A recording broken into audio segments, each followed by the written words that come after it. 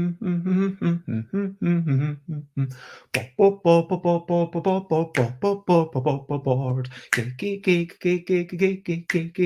games, board games, board games. I might be talking about curating feedback for board games, but I'm not gonna shout when other people want to say something.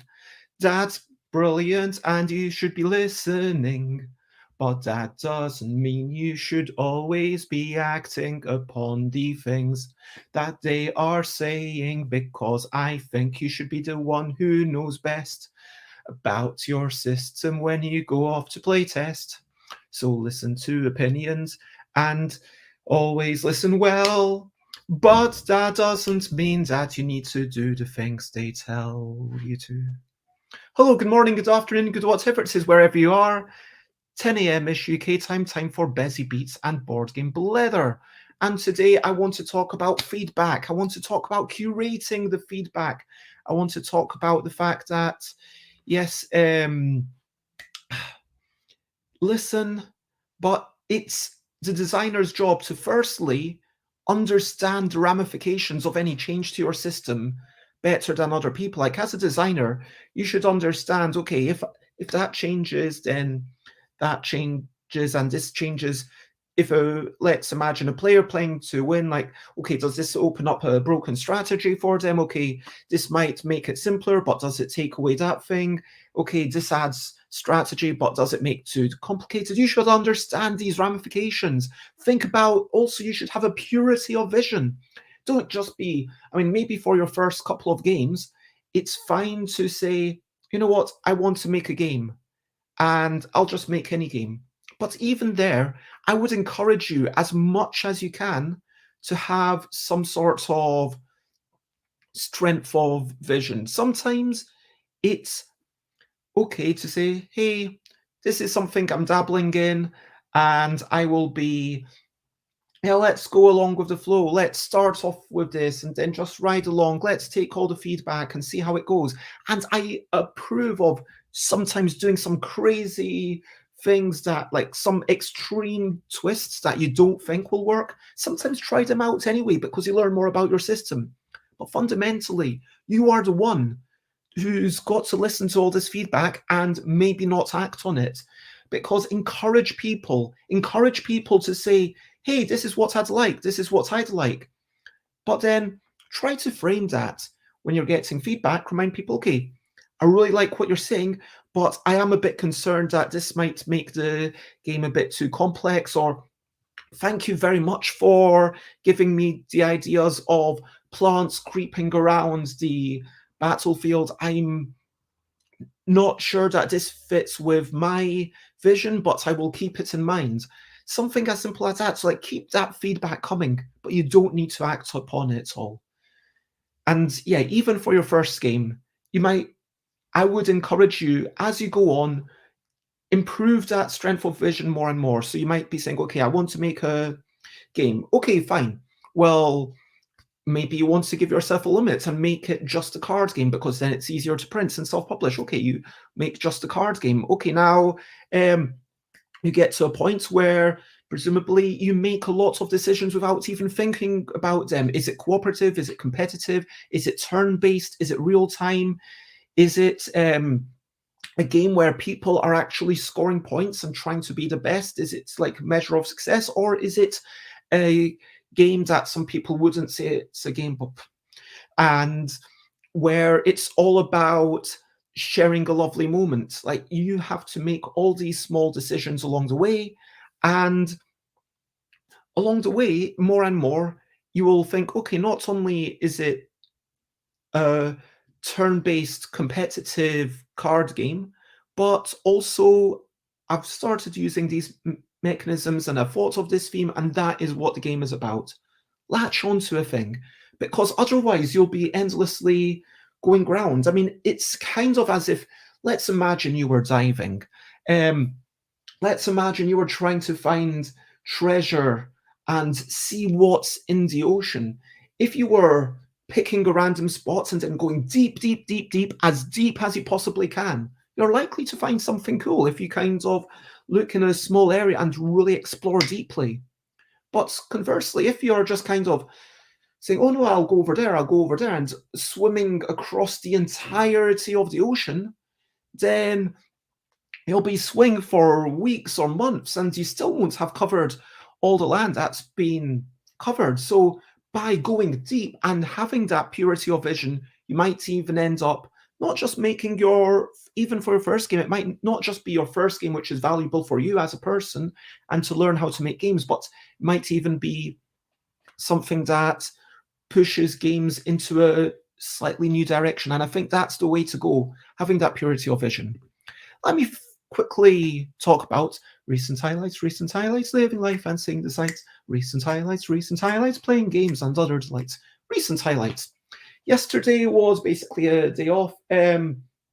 I read a lot of rule books.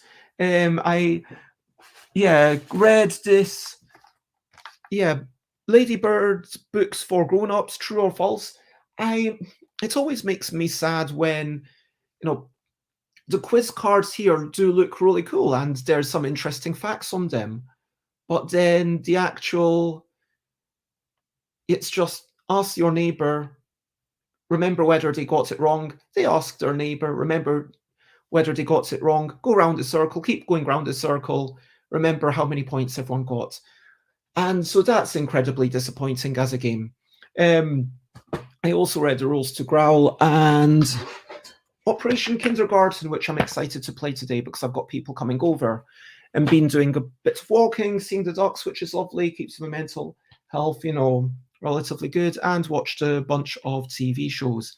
And hello, Elaine, it's lovely to see you. Oh, this is an interesting question. What's the first game I designed? I mean, that's a really difficult question to answer. I mean, the first game that I designed and then mass-produced was In a Bind, which is now known as Yogi. But before that, I'd done a whole bunch of video games. And before I was able, and during that, I remember making a couple of games for traditional playing cards. Those games are actually available on Board Game Geek if you look at my name. Weave and Sank, which I would still play. Like, it's about people trying to get to 25. And Big Fish, Little Fish, which Brett Gilbert, once they finally played it, said it doesn't work for a seasoned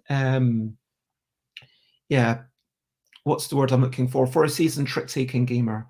And I didn't do like any published video games. I did internet published. I did a few things via Flash back in the heyday. Flash was such a good, made it easier for people to get involved. It was like, I hate programming.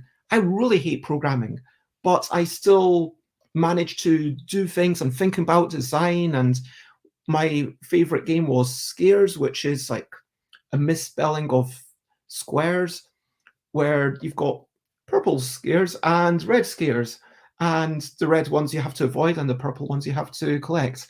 And then I was working on quite an ambitious re-implementation, which never got finished, where, I'm not going to talk about that. That would be a big rabbit hole.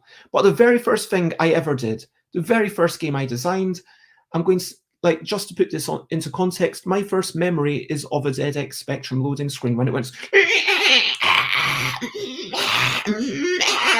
with all the lights flashing and flickering, and eventually my siblings were able to do a simple drawing package, and I was in love with it. And I would spend hours drawing out maps once I was able to hold a pencil and think about things. I was always wondering what's possible with these amazing video games. And so, I would say the first game I designed, as in by design, I mean make a set of rules and then, iterate on them. I mean, does that work? Yeah, drawing a map for a video game that never came to be. And then I learned how to do BASIC, and I made some really, really rubbish games on that. One was TIG, where one person moved diagonally, one person moved orthogonally, but I'm fairly sure it would have still been possible to evade them forever. But it was something I tried. I also did some Yeah, really, really, really bad choose your own adventure things. And when I say really bad, I'm not, being nasty to myself. This was, I was going to say as bad as you can imagine, but now I'm sure if I worked really hard, I could make it even worse. But it's, pretty much, pretty much as bad as a person with bad imagination could imagine. Let's put it that way. Anyway, recent highlights. Yeah, read some rules. It was lovely. What did you get up to? Let me know. And I would like to talk about rule sheets as a brilliant thing. Brilliant thing. What's a little thing which is brilliant?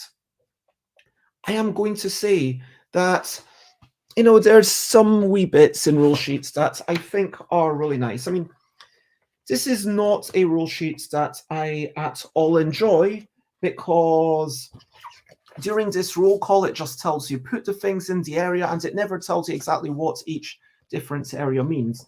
And then that became an FAQ on the Board Game Geek where it said, okay, this is what all these areas mean. Well, you should have said it's in the rulebook. But one thing that they do really nicely here is when they introduce all the things, they say, hey, this is the component, this is what it looks like, and this is what function it preserves in the game. And I think that that's a brilliant thing. Setting out information clearly, clear rules. I'm not saying that that's the best rule book, but I'm saying that generally clear rules are a brilliant thing. Clarity, yes. Let's crack on. As always, comment, ask questions, fun like, follow. I appreciate your presence and I love you for being here or watching or whatever. So yes, I'm not sure how much more I have to say than what I said in the intro, to be honest. The whole point is, again, I don't want to be gatekeeping.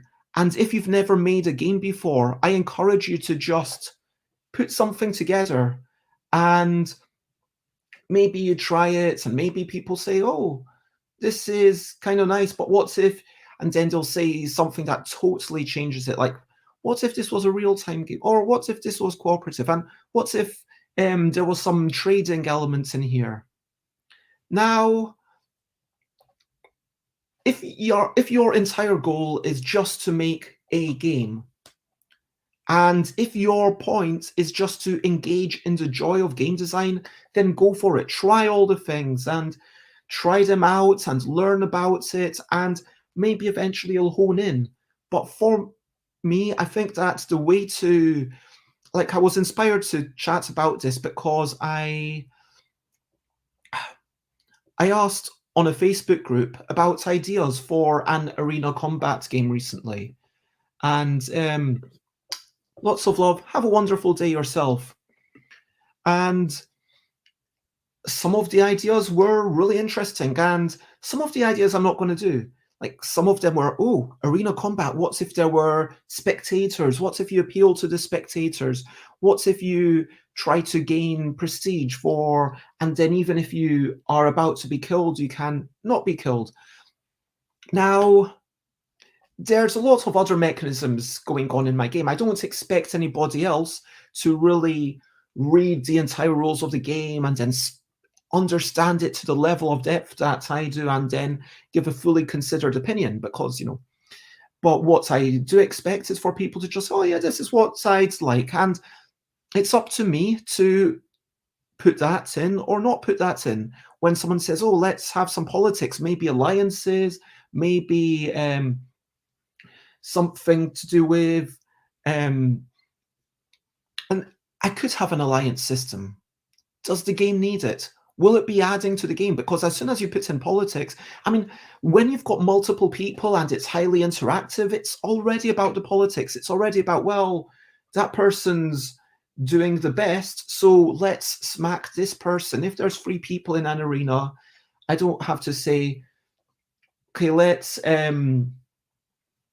an alliance. I mean, I could actually use Alan Paul's alliance system. I mean, now I'm saying that, but the main alarm bell ringing in my head is don't move away too much from the vision of having a relatively accessible family weight game where the thing that shines isn't, the focus isn't on the politics or trading. The focus is on something totally separate. So I'm not going to get into, but the point is, like, you've got like a complexity budget. You've got a brain space budget. People, let's say I'm playing a game while I'm drinking and I'm chatting with my friends and I'm having little bits of conversation on the side. Okay, the brain space that I'm allocating to the game might be this much. Whereas if I'm like really intensely focusing on the game and trying my utmost to win, like the brain space might be this much. It might never be like 100% of the brain space because there's always distractions. There's always, oh, did like worries and real life concerns and all sorts of other things. I'm not going to get into them, but like those niggling thoughts. But then whatever you put into the game has to fit within this brain space. And so whether it's because someone's not willing or not able or doesn't have the time or just at that point doesn't want to give it as much attention, even the simplest rule, even the simplest thing, put 100 of them together and your game will be complex. You can't just say, yeah, sure, that seems simple enough, let me add that. Sure, that seems simple enough, let me add that. Because at a certain point, you're overloading the player's brains. You're diluting it. And if players don't know what to focus on, they might not be focusing on the best bit. It doesn't mean that they're suddenly going to go blep and do nothing. It just means that they might choose a random bit and focus on that. That's what I sometimes do the first time I play some heavy Euro games. Or it might mean that they say, well, I'll do blep and, oh, I don't know, let me just try and play randomly. But they might be focusing on the wrong bits. And so if you want people to focus on something, that needs to be a big enough component of the game. Everything needs to interact with that. And so then other people had ideas of stuff on the, like there were lots of ideas about things to do with the arena, and I don't necessarily want to have special arena rules. Maybe in a kind of in the box expansion, like since it's modular tiles, you could have a couple of extra tiles, or like the central tiles could be double-sided, like one side is the normal, the other side is, okay, now you've played it before, play on this side for, you know, an expansion. Maybe there's a King of the Hill type scenario on one of these tiles, or maybe there's extra stuff going on these other tiles, whatever. But fundamentally, I'm not sure that fits. And again, like NPC enemies, I'm not sure that fits. I need to be thinking in my head, sure, I could do that. Sure, I can understand totally how that works. But it's not my job to please everyone. Because if you try to please everyone, you'll end up pleasing no one. And you won't make something, you probably won't make something worth making. Try to make the most extreme thing. If you want to make a super complex point salady game, go for it and have that purity of vision. Don't let someone else, if I come in and say, hey, do you need this? Do you need this bits of complexity here? I mean, hopefully you can justify it to yourself, but that you don't need to justify it to me. You just need to say, yes, I do. Maybe the whole point of your game is that it's arcane and it's all about confusion and disorientation. Like, you don't need to do whatever some random person says. And that's the point. To have that purity of vision, to have that strength of vision, to be able to say, this is what my game is about. This is what the players are hopefully going to focus on. This is what they will feel. And if people don't like this, if people don't like this thing, they shouldn't be playing the game. Now, learning the language, I mean, maybe I shouldn't have said combat arena game. I should have just said combat game. It's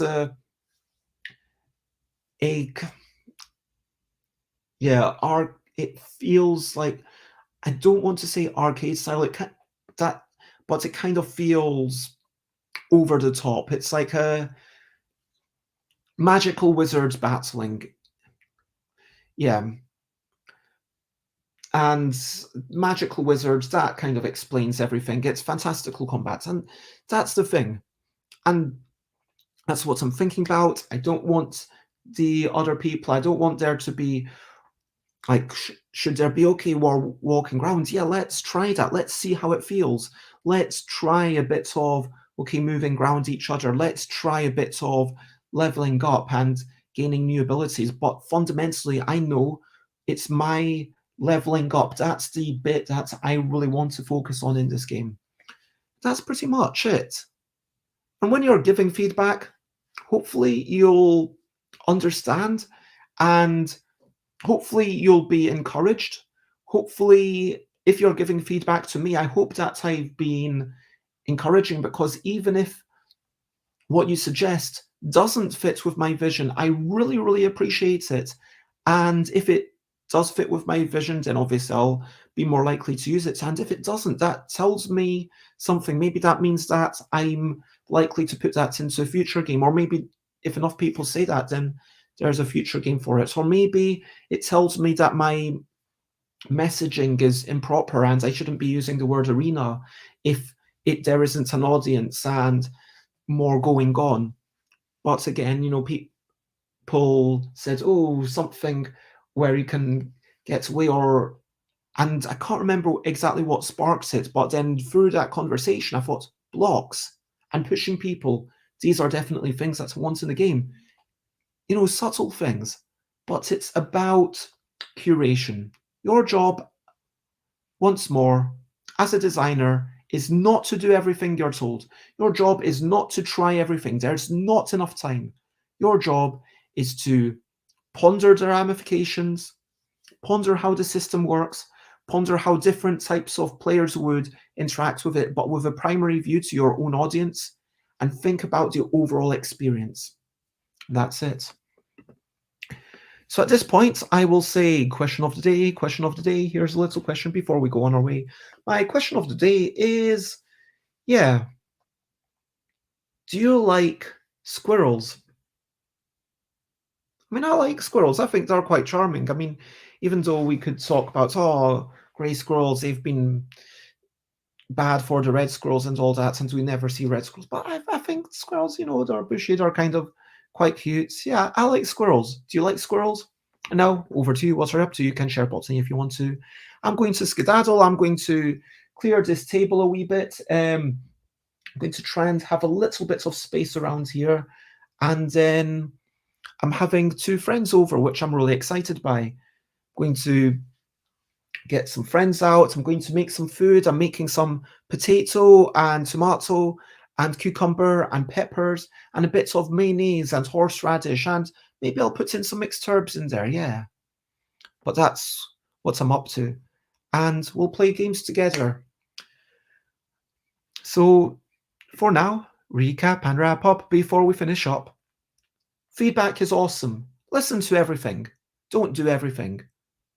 Ponder everything. Like, if you can think of a reason why it doesn't fit, you don't need to ponder it endlessly, but at least consider it all. Spend a few seconds. If someone's taken the time to write something, do take, a bit of time properly pondering it.